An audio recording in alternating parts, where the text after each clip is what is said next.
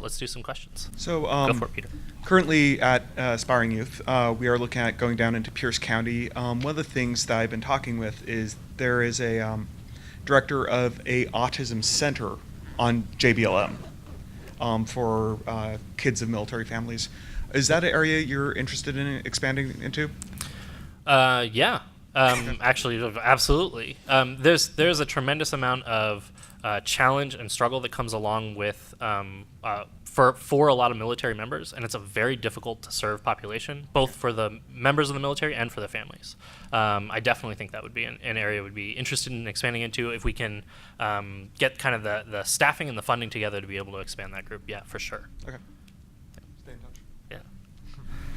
Yeah. Just a quick question. Why do you use D&D particularly for your tabletop gaming system? Oh, that's a great question. That is a great question. Part of the reason is because Adam and I grew up playing Dungeons & Dragons, so it's a world we're very familiar with, and it's a system we're very familiar with. We play 5th edition now, but we grew up playing everything from advanced. So we skipped 4th, I think, but we...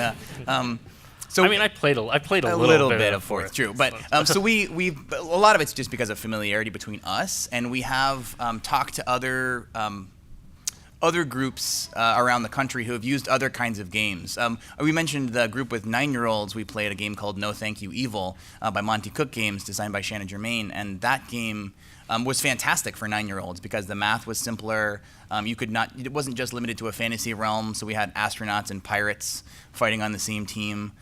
So there's lots of different games that we play for different reasons. The other nice thing about Dungeons & Dragons 5th edition is that the rules are complex enough to provide stability and framework for the game, but also loose enough that you can kind of throw them out the window when you need to. I'll also say that there's a lot of the our groups are brought in. Our players are brought in by parents, and a lot of the parents don't necessarily know about tabletop games, and having Dungeons and Dragons, or often what we say is games like Dungeons and Dragons, it gives that kind of recognizability. And obviously, as I'm sure you guys are all aware, it still carries some stigma with it. And that is something that we've faced in having to create that presentation to other people, as well as we kind of always have to overcome, even for parents who don't necessarily buy into that, who recognize the name from the 80s and from all the things that came along with this, like that Tom Hanks film. So there is a benefit to that, because we can say, have you ever heard of Dungeons and Dragons? And they can say, oh, in passing a little bit, or I heard of it this one time. And we can say, great, let me explain a little about what that game is. So it gives them that small piece of recognizability. Gotcha. Thank you. Mm-hmm.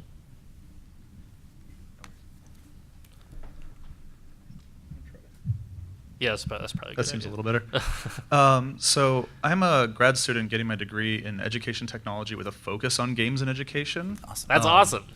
And I had a friend tell me, like, go to this and what I've heard is awesome, but what I've found is it's really hard to find how to get in to helping with this, or even just like start, where, because it's new. It's games as education or as therapy are not something that we get, that is kind of set in yet.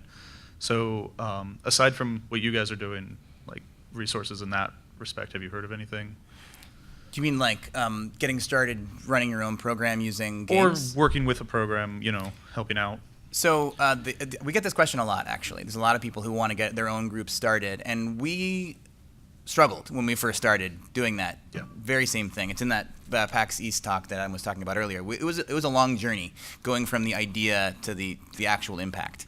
The best advice that I would give is know the language of the person you're speaking to, because they don't care whether it's 5th edition or 4th edition most of the time. And we might have strong opinions about that. I do have strong opinions about that. But what's important here for them is that you're speaking the language that they need to hear to know of its impact. So when you talk to teachers, we'll say like a gaming group can really help a group cohesion. It teaches turn taking. It can teach you how to pay attention better. That's what teachers need to hear.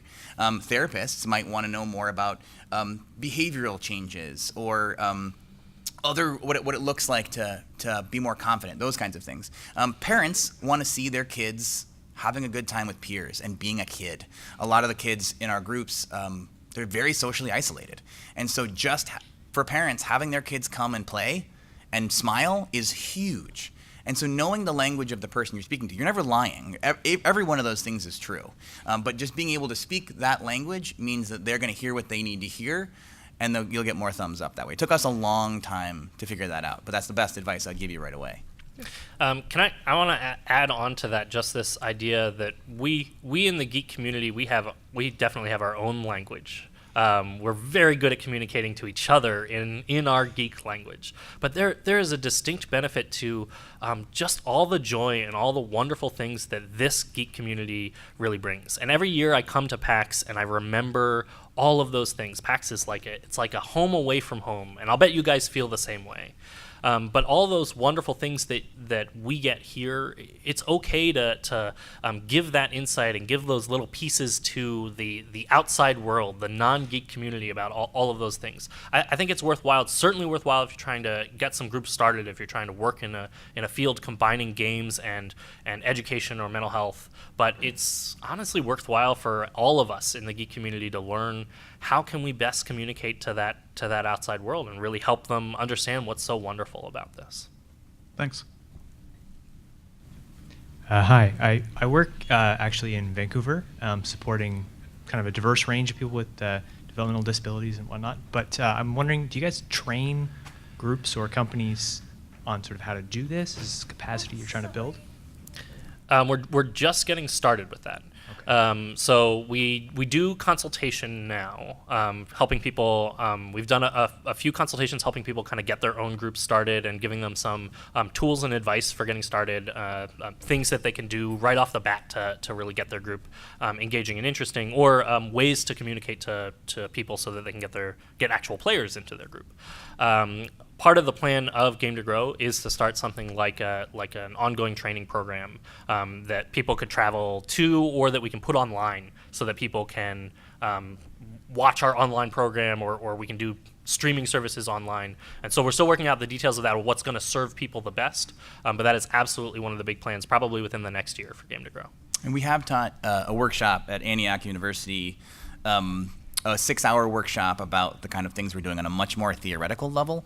And we're actually have flyers up here because on Thursday we're actually doing another evening workshop over at Antioch University, Seattle. So on your way out, if you're interested, make sure to grab one of these flyers because they printed a lot of them for us.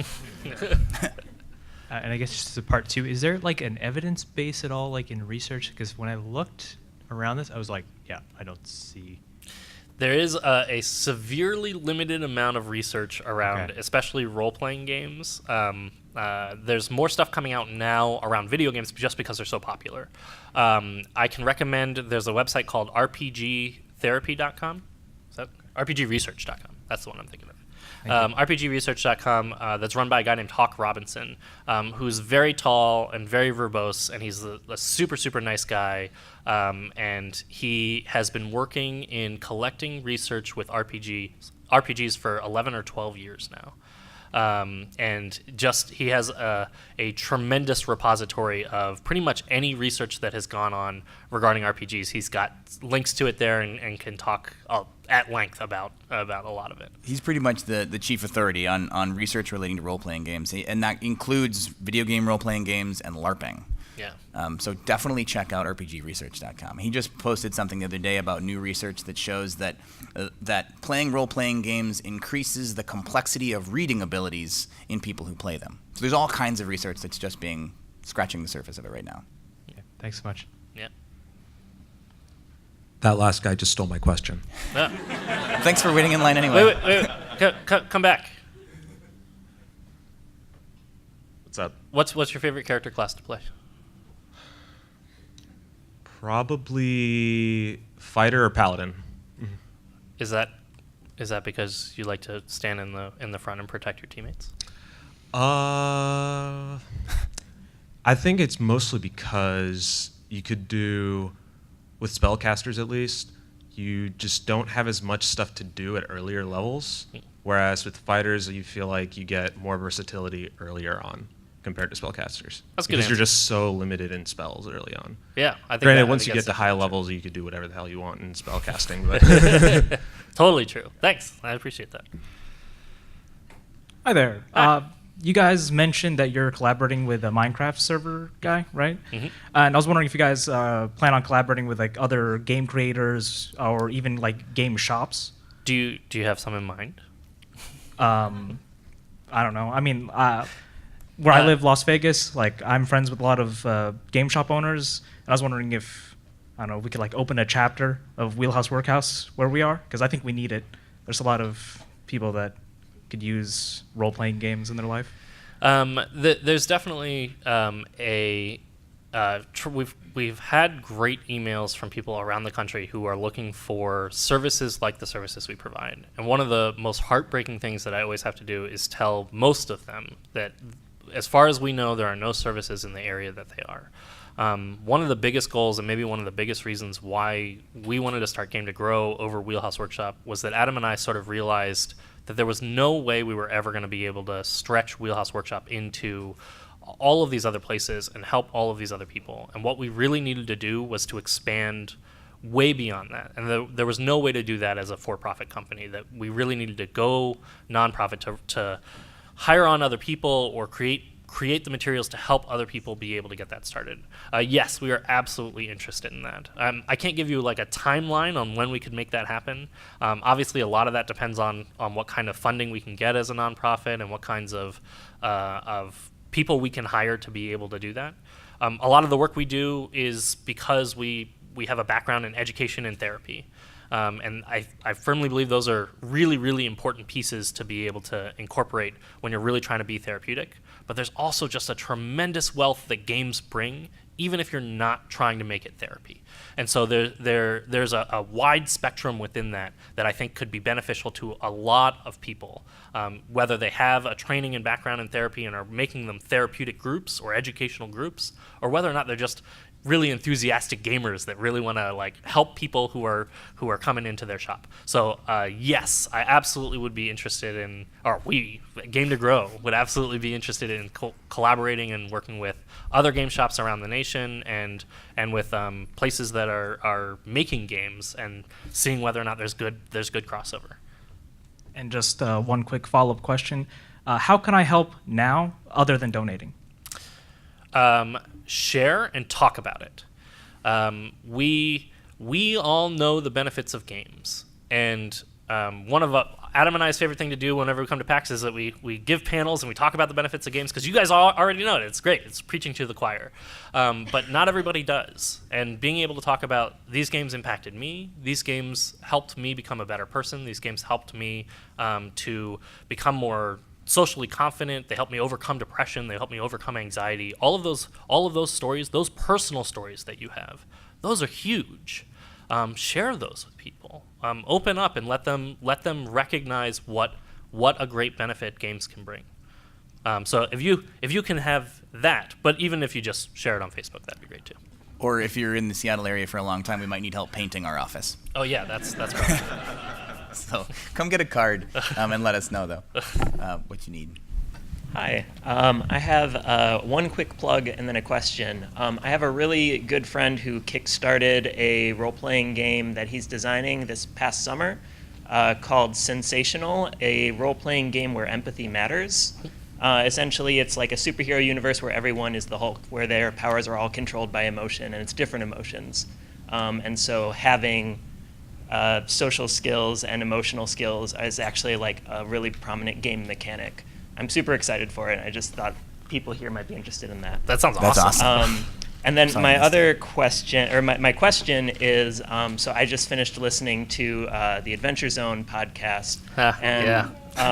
Go my brother and me. Yeah, and one thing that they do on there that I think is super interesting is, so you talked about playing characters very different from yourselves. They play characters, or they have explored playing characters that come from extremely different backgrounds. Like there's one of the main players is a heterosexual male who plays a gay elf, and then they have a side project where they're playing cross-gender, and I just thought that might be an interesting thing to explore in order to like try to help people get into the minds of others in an interesting way. I was wondering if you'd ever given any thought to that. Yeah, absolutely. obviously in this panel we talked a lot about how what you play is a portion of yourself. Well, you have a lot of portions. One of the things that we see a lot in players, we see common reoccurring themes as a player is continuing to explore that part of themselves. But we also get a chance to see players who are exploring identity. In one case, we had a player who had a character who had multiple personality disorder or dissociative identity disorder, so had a bunch of different personalities. Each one was their own character sheet. And for this player, that was... they were a teenager exploring what their place was in the world. They were trying to figure out what their identity was, and this was a perfect representation of that exact ideas. And the personalities were vastly different from each other, and to some extent, it was maybe a power grab and a chance to be able to be all the classes all at the same time. But there was some truth in the idea that some of those were not always effective shifts for personality for the situation, and that was because it was a chance to explore those emotional feelings of what it was to be a different person in that place and how to find meaning out of that. Interestingly enough, all of his 4 characters all aligned with the internal family systems theory. If you're a theory nerd, it was really interesting that his spontaneous characters, who were all inside his head, were all aligned with a different sort of psychological theory. I thought that was pretty fascinating. But to answer your question about specifically what it means to play characters that are very, very different from you and how that can help you learn something about other people. I mentioned at the beginning that my background is in drama therapy. And the reason I got excited about drama therapy is because I was an actor. And as an actor, I had to play characters that were different from me and then learn about other people's lives through that. In college, I was still kind of awkward and became an actor. And I learned how to be confident through that, in addition to the gaming. And I was in a play where I watched people grow through learning about other people. And so there's definitely something to be said about having someone play across gender, perhaps play different religions, different relationships with life in any way, and how much you can grow through doing that. But the risk is doing it with integrity. Because I have seen people play characters cross-gender, and they play it like as if it's an anime character with like really skimpy clothes, and it's not something that's going to help them grow their perspective. So I think it has to be either done with a lot of intention for the player that they're willing to be corrected, perhaps by the other players or through a facilitator. But I think there's a lot of potential there. But I think it has to be done the right way. Yeah. I want to follow up on that and just say, if you guys haven't listened to what is it called? My Brother and Me, Dungeons & Dragons? Adventure Zone. If you guys haven't listened to Adventure Zone, it's probably my favorite Dungeons & Dragons recording to listen to. It's super, super fun, and they do an amazing job keeping it always interesting and entertaining all at the same time. They're really fun to listen to. Thank you. So I spent the last 10 years working with a volunteer organization you may have heard of called the Boy Scouts of America. Little tiny one. Eagle Scout. One of the things, Venturing Ranger. Nice. One of the things that I tried to experiment with was I ran a summer camp up in the mountains of California. One of the things that we do is a thing called Challenging Outdoor Personal Experience, which I personally incorporated a lot of knowledge from Dungeons & Dragons into. This is the first time I've heard of your guys' program, and I was curious if you thought about expanding into a summer camp program or anything that wouldn't reach out specifically to children, like an adult education style program as well.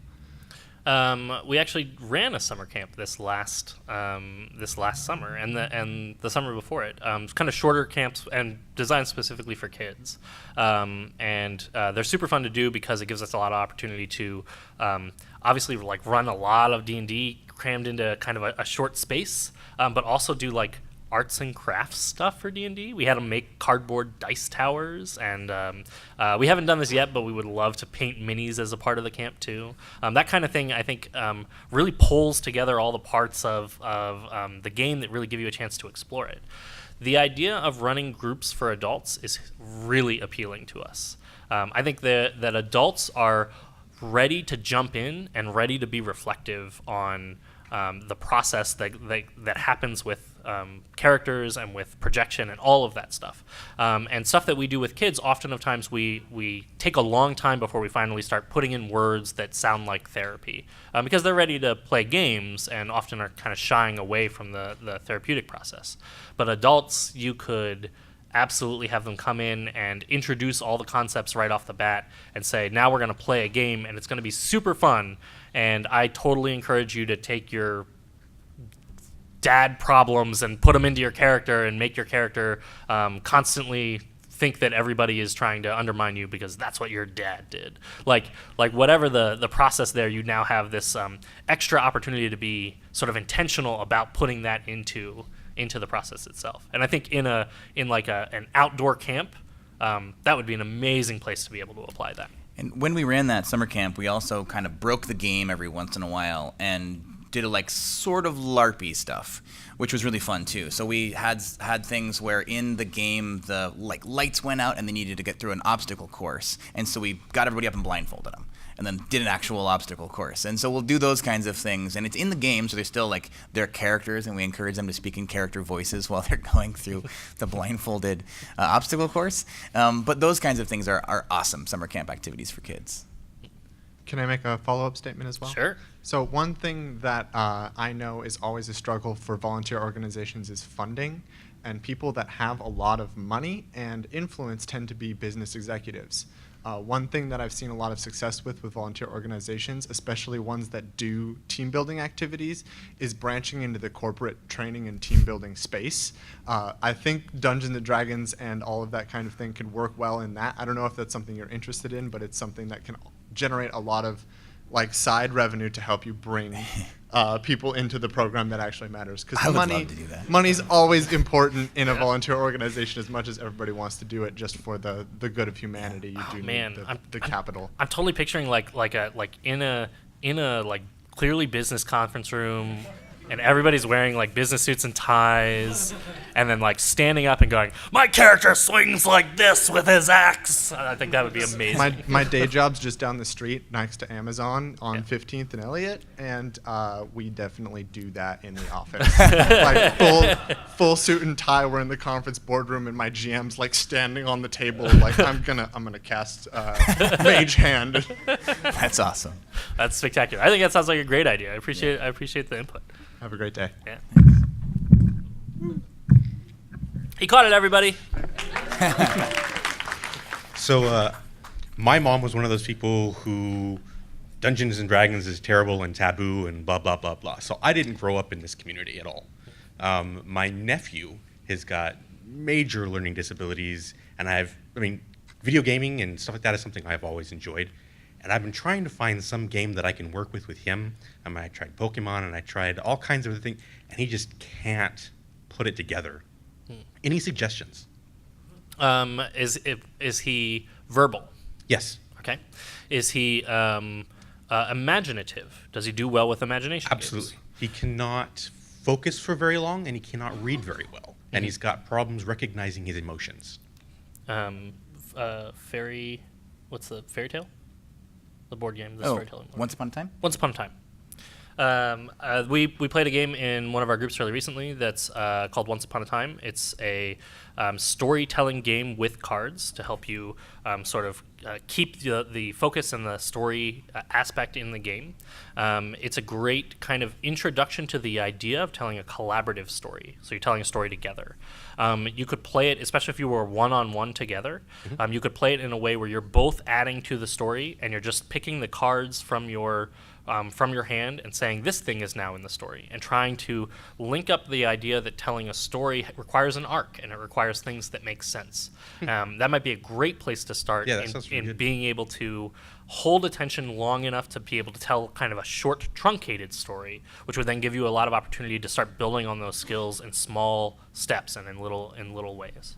I would say also the game we mentioned earlier, No Thank You Evil, is a great role-playing game because it just uses a D6, a single D6, and the way you add numbers to give bonuses to rolls are tokens. So it's very tactile, and there's no math. You basically say beat a 5, and then they roll the thing and see if it beats a 5. So there's no extra work than that. If you're a higher level thinker, then you'll see that the math is pretty easy to break. But for kids, it's fantastic. Okay, cool. Thank you. Yeah, absolutely.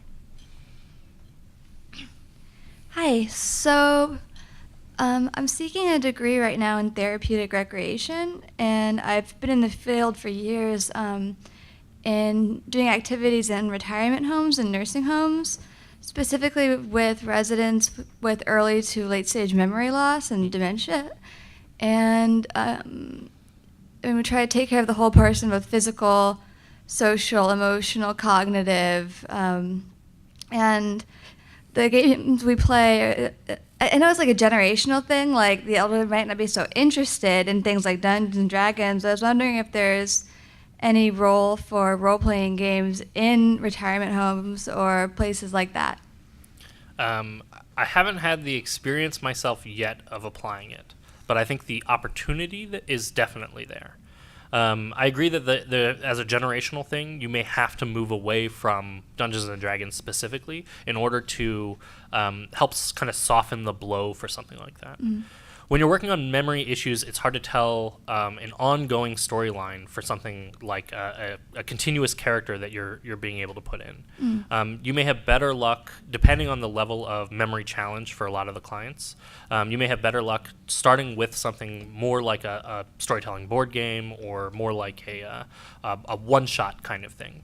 And if they have the ability to be able to do memory for the day, then I think being able to tell little one-shot stories and give them little small descriptions for their characters might go a long way for helping them to kind of introduce into the idea. That's really cool.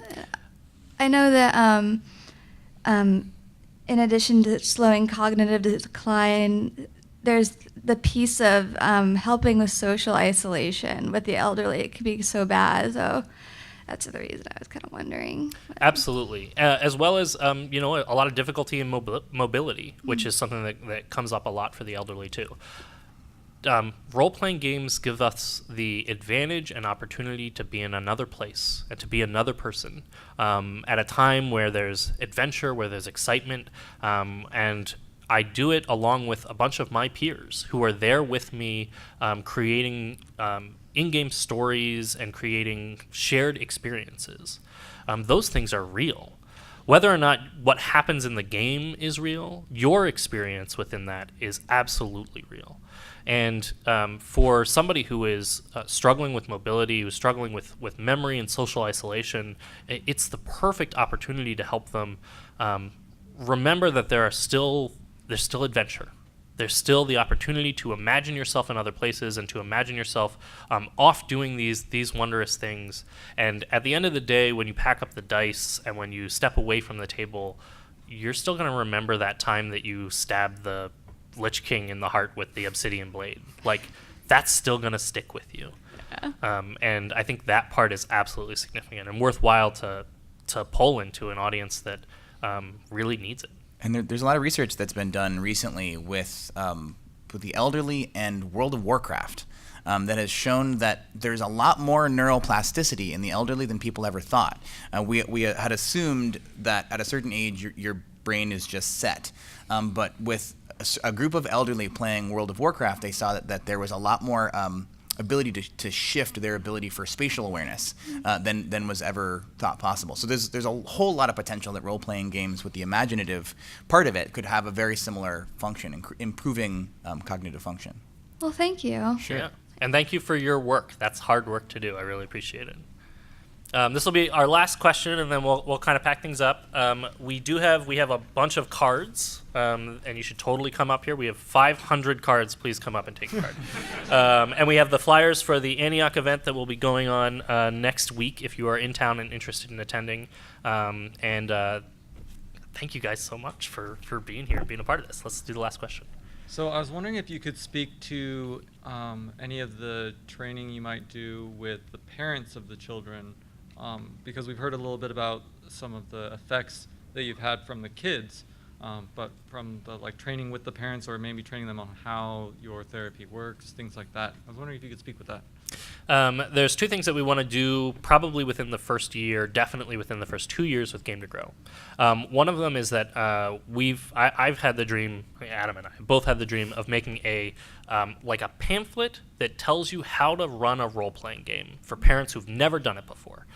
Something to really get you introduced. Running a role-playing game, being a dungeon master of a role-playing game is ridiculously hard if you've never even heard of or sat down and played a role-playing game. And having something that's just designed for those parents so that they can get in and understand the basics of, what we do is we make up a story and we roll dice. Like, some of those things would be hugely beneficial. And the hope would be that we could create something just to be able to get out into the world to help teach parents how to do that, so that they could transition from that pamphlet directly into modules or directly into running their own game with their own families. So that would be sort of a stage one part of helping to get this out to families. The second stage is we would love to run just a straight training for parents on talking about the basics of what kinds of things they might see in the game and how to best react to that and how to best respond to that. A lot of what we do in our games is therapy in a very direct, we're looking at the particular challenges of our kids, but tons of what we do is just making a safe, fun space for the people at the table, responding in ways that help them feel supported and help them feel like they are heard whenever they input ideas. Those kinds of things, those could be done by any good dungeon master. And helping to train parents to become good dungeon masters means that those parents can now go home and play that with their kids, with their families, and have a chance to finally start working on some of the communication pieces. So yes, absolutely, that is something that is on our docket and we're excited to jump into. All right, and with that, we are out of time. Thank you guys so much for coming.